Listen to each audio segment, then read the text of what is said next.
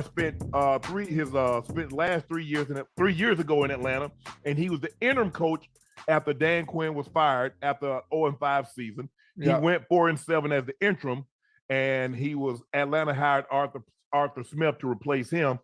Falcons fired Arthur Smith after 3-7-10 seasons. Do Mm, you like the move? Because everybody thought that Coach Belichick was the right. front runner Hmm. after he had interviewed twice with Right. Falcons owner Arthur Blank. Raheem Morris is going to be Hmm. the next head coach of the Atlanta Falcons. Right. I like the move. I like the move. What you want to do is when it comes to hiring head coaches, you want to hire coaches that resonate with their players. I think Bill Yes. Belichick, obviously, his resume, it extends far beyond anything I could explain that we've all seen. We know what he does. We know what he's brought to the table, obviously, during his tenure, his dynasty tenure with the New England Patriots. We somewhat seen how that ended, obviously not having a adequate or competent quarterback to compete week in and week out. We've seen how that has gone. The hire of Raheem Morris, this is why it's a good thing. I never played for him. But the players that have played that are still active in the NFL today, when they saw this hiring, you can notice all their tweets, notice all the things that they've said. Mm-hmm. So, guys, today I wanted to do a reaction video on the Raheem Morris hire for the Atlanta Falcons and what I think about it. And again, guys, I like to react to Shannon Sharp and Ocho Cinco because I believe they are cutting edge. They keep it raw. They have a player's point of view, more like I do in fantasy football. And so, like, this is kind of what I'm going to be doing a lot in the off seasons. I'm going to be doing my top 5 and top 10, but I'm going to be reacting to some of these guys because I respect their opinion. I don't always agree, but I do respect their opinion when they break down these hires and players. So, guys, what I would say before I finish letting them guys talk, because I want to react to the whole video. I initially, when I saw it, I wasn't happy because I guess as a fantasy football connoisseur, I wanted to see an offensive guru. And it didn't really matter to me if Bill Belichick got the job. I just wanted to see an offensive guru get the job to accentuate Drake London, Kyle Pitts, and B. John Robinson, and also other decent guys that's pretty good on that team. Like they got a good offensive line. Tyler Algier is a good player. So I wanted to see an offensive guru. So to me, I want to see what Raheem Morris is going to do for as his assistant coaches. That's what I want to see. And real quick, I want to, what's up, Harambe? I see you, bro. Appreciate you. Yes, sir. Yes, sir. He says, "What do you think they do at quarterback?" So I'm gonna answer that later. I'm gonna let these guys react a little bit. Well, let these guys finish talking about it, and then I'm gonna answer that question. Harambe, appreciate you being here, bro.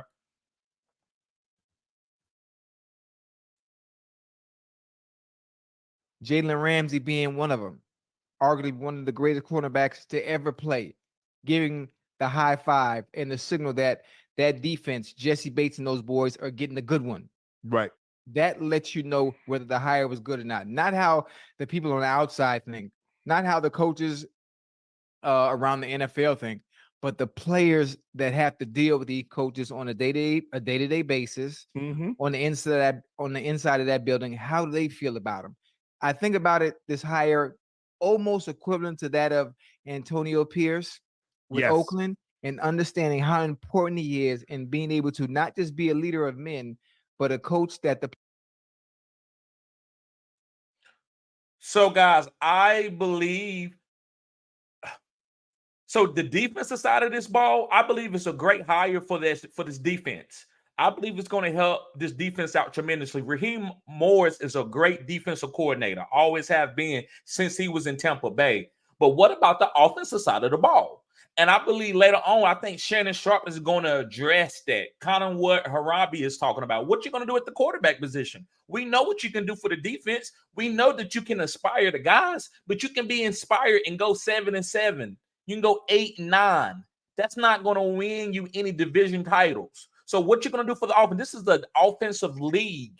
So what are you outside of fantasy football? What are you going to do for the offensive side where y'all been drafting guys in the top 10 the last 3 to 4 years? You got 4 top 10 guys that's been undervalued and been underused. So what are you going to do on the offensive side of the ball? That's what my point of view is with this. I want to see what they're going to do on the offensive side of the ball. Players respect and will run through a fucking wall for.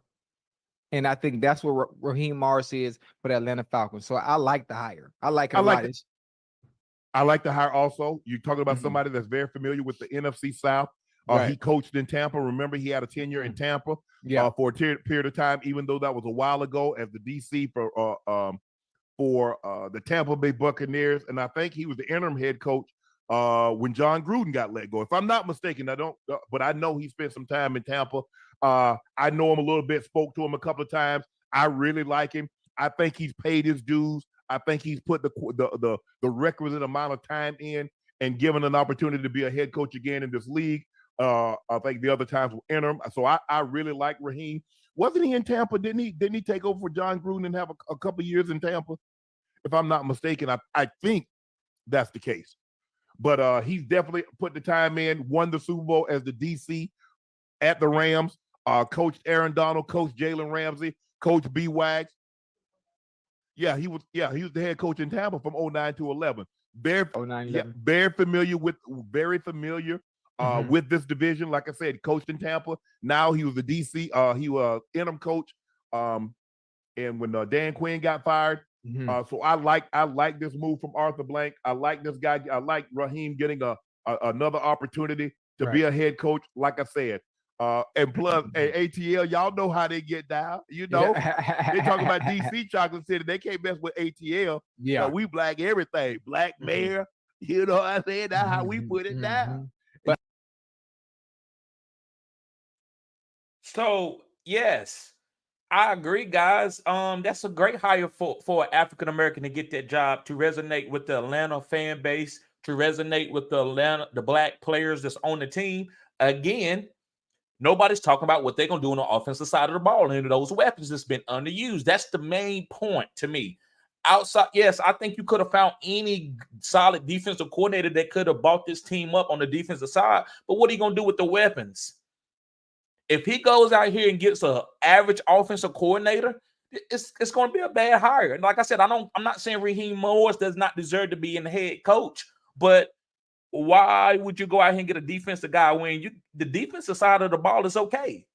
What are you going to do for the offensive side? You fired an offensive coordinator head coach, and you went and got a defensive coordinator head coach. So to me, that doesn't really make sense in order for this team to grow. This team has been solid enough on the defensive side to win games. They haven't been good enough on the offensive side to win games, in my opinion. What's up, Travis? I see you, bro. And so going to Harambe's point, where he said, what do you think they're going to do at quarterback? I don't know. I don't know if Raheem Morris can be trusted enough to go into the draft. I think later in this video, they talks about maybe getting Justin Fields. Is Justin Fields the right guy if you don't got a great developer of a quarterback talent? Like Raheem Morris, you haven't developed a quarterback. So I would love to see somebody who could develop a quarterback here. I don't want to see a guy that's going to make this defense play really, really well, and then the offensive side struggles. You're going to be in the same, you're going to be treading mud. That's my opinion on that.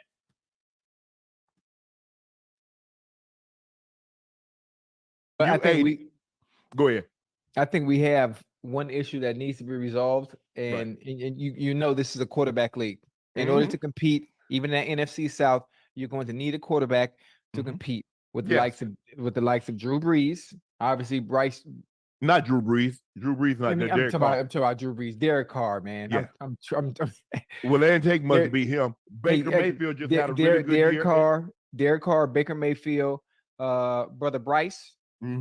Brother Bryce, and you got to get your quarterback situation situated out. I think that should be the first order of business for Mr. Morris is to find out what you're going to do in that area. If I'm not mistaken, I'm thinking I'm not saying I'm Cleo, but what makes the most sense to me is going to get brother Justin Fields, knowing that the Bears are probably going to pick Caleb Williams, with that number one pick. You like that pick now. Oh, now you like that pick to Atlanta. I'm just saying you're not going to pass on something like that. You're not going to pass on something like that. So Justin Fields is a great quarterback, and you get Justin Fields, you add him with Bijan Robinson, Kyle Pitts, Drake London and the rest of those fellas you got to work with, I think they got something special to deal with. And Jesse Bates and those boys on defense are going to be all right. Again, you keep talking about Justin Fields, and I agree with these guys, what they saying in a vacuum, but you keep talking about Justin Fields, who's going to develop him? The reason why the Bears are moving on is not that he's a bad quarterback. They don't have time. They don't believe they have the time to develop him into the passer to make him a championship winning guy. So all of a sudden, Raheem Morris is going to be able to get a great offensive coordinator. So Harambe says, to your point, TD, if they get the right coordinators and clean up the quarterback situation, look out. They have a lot of talent on the squad. But who they going to hire? Tell me what tells me that Raheem Morris is going to get a great offensive coordinator. Like, I don't understand. I don't know any great offensive coordinators that he's been around outside of Sean McVay. If he gets somebody from that tree, I actually think it's a great hire. And maybe he did sell him on that. Maybe he said, listen, I'm pulling somebody from that staff that's going to come over with me. That's phenomenal. That's what I'm waiting for. Raheem Morris, again, I think he can lead men, but can you develop a quarterback? You can be a great leader of men, but if you can't develop quarterbacks, I don't think you are you can have a great NFL team. Reason why I like the Jim Harbaugh era, Justin Herbert is ready to play. His system you don't need to develop a quarterback in that system. Justin Fields will be all right in a Jim Harbaugh system because you're going to run the ball 60% of the time. Raheem Morris, you're going to try to put this game on Justin Fields' back and try to think he's going to throw the ball downfield to Drake London and Kyle Pitts. Like, I don't see that happen. I want to see a quarterback guru. But let's finish listening to right. Harambe says, what about a guy like McDaniels? I agree 100%, bro. But I don't know if they're gonna bring in a guy. I would love to have a guy like McDaniels off the Miami Dolphins tree. But let's finish listening and see what these guys are talking about.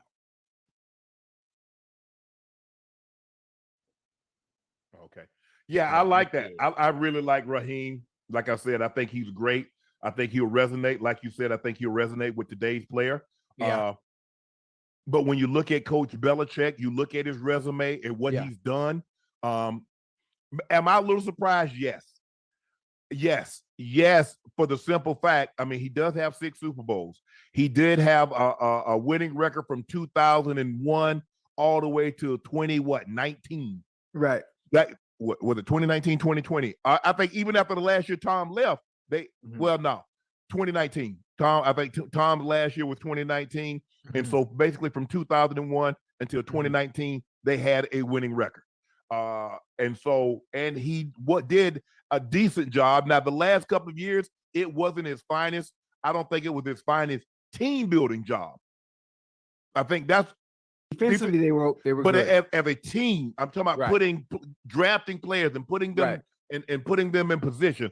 I don't think that his finest, but we saw that people automatically assume, well, Tom Brady's in the free agent and everybody's going to get off their quarterback to get Tom Brady. And we saw that didn't happen. Only a few teams really wanted Tom Brady. What we're finding out, though, as great as Coach Belichick's resume is, maybe some of the teams are thinking, you're not bringing Tom with you.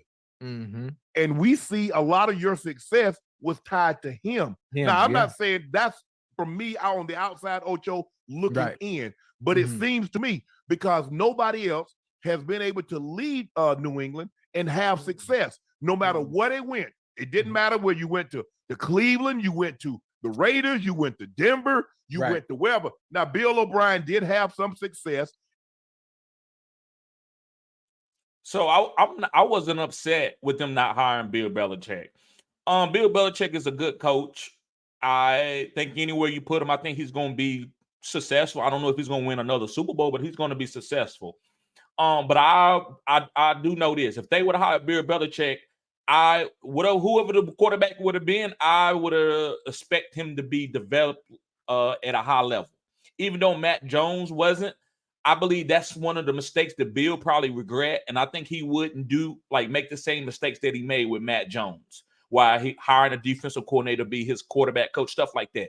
I believe he could have bought Josh McDaniels or somebody like that to the Falcons, which would have helped if they would have got Justin Fields or got a rookie quarterback, or whatever decision they would have made. The quarterback position would have been good, and he would have made sure that Kyle Pitts and Drake London and Bijan Robinson would have got the ball. I know that about Bill Belichick, but I understand why they went Raheem Morris. That's a better fit for the Atlanta Falcons.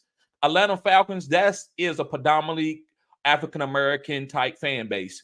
Bill Belichick coming in there and trying to control those guys and not letting them be themselves could hurt the brand. That's what a lot of people don't understand about the Cowboys. It's about the brand.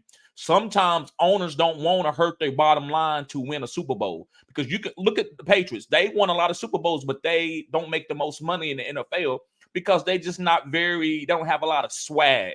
They don't have a lot of charisma. So by not having that, you got to be careful with hiring a guy to bring that into a market where the fans want the charisma. They want the rappers on the sideline. They want that type of bravado. So that's why they probably didn't hire Bill Belichick. But let's finish this up, guys. So I won't stop it. I'm gonna let it play out. Harambe says it's a good point in the culture, right? And the BB, right?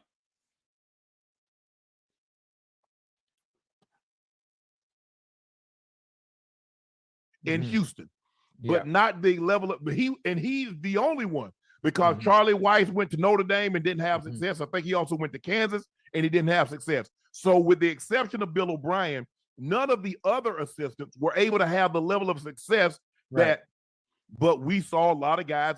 Ray Lewis got a lot of defensive coaches jobs. Brett Favre got a lot of offensive coordinators jobs. And Andy was one of those guys. John Gruden was one of those guys. Dick Duran was one of those guys. There are a lot of guys that got Mooch, Steve Mariucci, was there.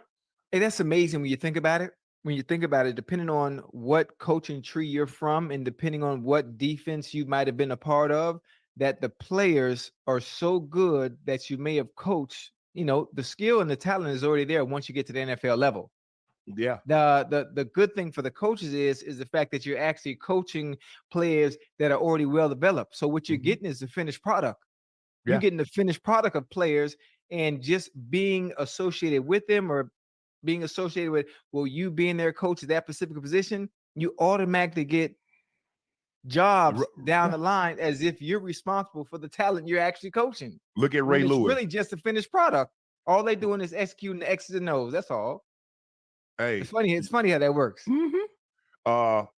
Ray, look at the guys that Ray, the guy in Cincinnati that was your coach. Brother Marvin Lewis. Yeah. You got Rex Ryan. You got Jack Del Rio. You got Mike Nolan. You got Mike Singletary. You got Mike Smith. That's 6 guys that coach was the D coordinator or the linebackers coach under when Ray Lewis was in Baltimore. They got jobs. This and that. You was there that 2000 season, bro. I was there 2000, 2001. Holy shit. The staff was Marvin Lewis was the DC. Jack Del Rio was the linebackers coach. Rex Ryan was the D-line coach. Damn. Mike Smith was there.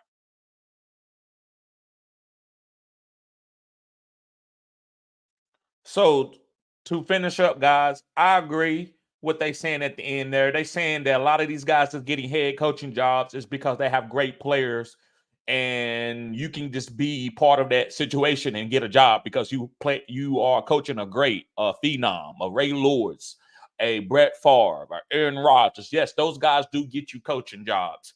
And that's just part of the game. That's just part of any type of business. Guys that was with Google, when Google started out, all those guys are CEOs across all tech companies right now.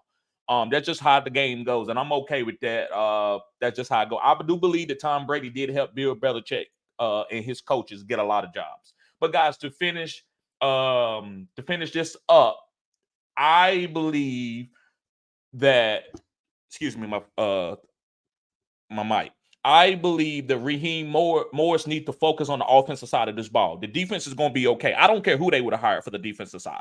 I really think they would have been. AJ Terrell is okay. They got other guys that's really good coaching on that side. So I'm okay with that side. They need to focus on getting a great offensive coordinator to groom whoever that quarterback is going to be, and to make sure that Kyle Pitts and Bijan Robinson, and to clear this out for fantasy purposes, that the way those guys have been used is terrible. So I'm buying low on these guys. Guys, buy low on Bijan Robinson, buy low on Kyle Pitts, and stash them. These guys are young. They got a lot of time to develop. Even if they don't have a great year this next year coming up, I still think it's a great buy low. And you can get Kyle Pitts in dynasty leagues right now for a little bit of nothing. For a little bit of nothing. So yeah, guys, I like I said, I'm not excited about the Raheem Morris. I'm not going to be excited about the hire until I see a great offensive coordinator. Appreciate that, Matt. Appreciate that, bruh. Appreciate that. Harami says what the Falcons have going for them is the division is weak, so their success might not be that far off, in my opinion. Right. But remember, you still got, for fantasy purposes, now real life, they could probably squeeze out a division win. But in order for real life and also for fantasy, you got to get these offensive guys involved to take them to the next level. You're not going to win no game 14-17 like you're going to do in that division, right? Yeah, you want to win a division, but you want to be able to put up the 21 points a game. That's the minimum. If you can't put up 21 points a game, you're not going to be able to go far in no playoffs. You're going to lose the first round. Maybe you're okay with that, and that's fine if Atlanta is okay with that, but they need to focus on the offensive side of the ball. Harami says, yes, true on the fantasy aspect. Right. Facts. All right, guys. Well, I'm going to get ready to get out of here. I will be doing some more videos later on today, so make sure you stay tuned, guys. Y'all be safe. Peace.